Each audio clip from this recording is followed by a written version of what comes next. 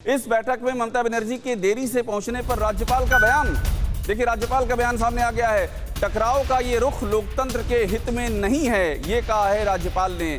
CM और अधिकारियों की गैर भागीदारी संविधान के अनुरूप नहीं है, ये राज्यपाल का बयान है।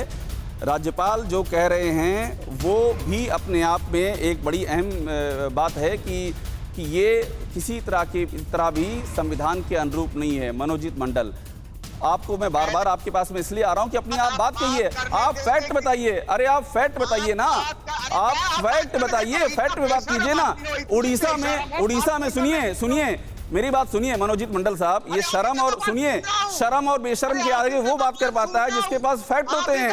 आपके पास बताने के लिए सिवाय मेरे हर सवाल के जवाब में आप शर्म और बेशर्म कह रहे हैं। कोई तीसरा शब्द है आपके पास? कोई तीसरा शब्द आपके पास है शर्म और बेशर्म के अलावा? नवीन पटनायक वहां उनको रिसीव करते हैं उड़ीसा में, पीएम मोदी को, वहां पर समीक्षा बैठक में उनके अधिकारी शामिल रहते हैं। तो क्या नवीन पटनायक ये नहीं कर सकते थे जो ममता बनर्जी ने किया है?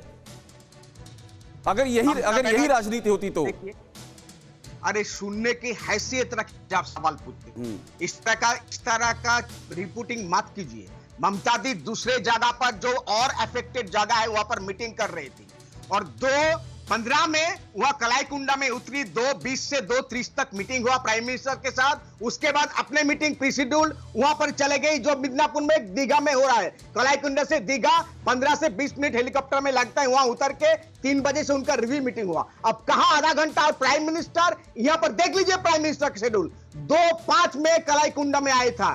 2:05 आप इसके बावजूद भी कहते हो कि आधा घंटा लेट का कोई बात ही नहीं है। 2:05 में प्राइम मिनिस्टर कलाईकुंडा में आए, ममता दी 2:20 में कलाईकुंडा में गई और 10 मिनट तक मीटिंग हुई। उसके बाद दीघा में चले गए। अब मेरी बात सुनिए, आप मेरी बात सुनिए, आप मेरी बात सुनिए ना। मैं तो आपने कुछ नहीं पकड़ लिया।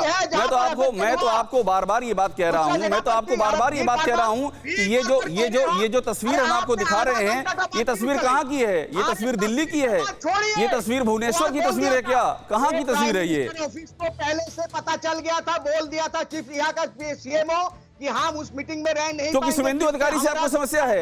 अब आप मुद्दे पे आ रहे हैं ना, आपको समस्या शुभेंदु अधिकारी से है। तो उड़ीसा में भी तो बात सुनिए ना, आप सवाल सुनिए मनोजीत मंडल, सवाल सुनिए। आपके चीखने से फैक्ट नहीं बदल जाएंगे। उड़ीसा में भी एलओपी को बुलाया गया था। मेरी बात सुनिए आप। उड़ीसा में भी मनोजीत मंडल, उड़ीसा में भी, अरे मेरी बात सुनिए ना, ये सुनिए, ये कोई गली की डिबेट नहीं हो रही है जो आप बार बार शर्म और बेशर्म बता रहे हैं। तो गली की मानसिकता से आगे निकल आइए।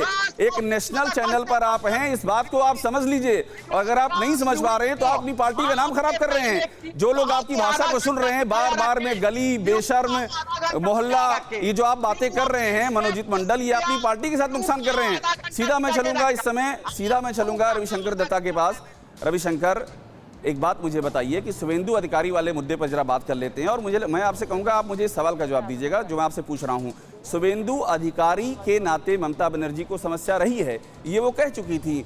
लेकिन कहानी यहां ये भी है कि उड़ीसा में भी वहां के जो विपक्ष के नेता हैं उनको बुलाया गया था।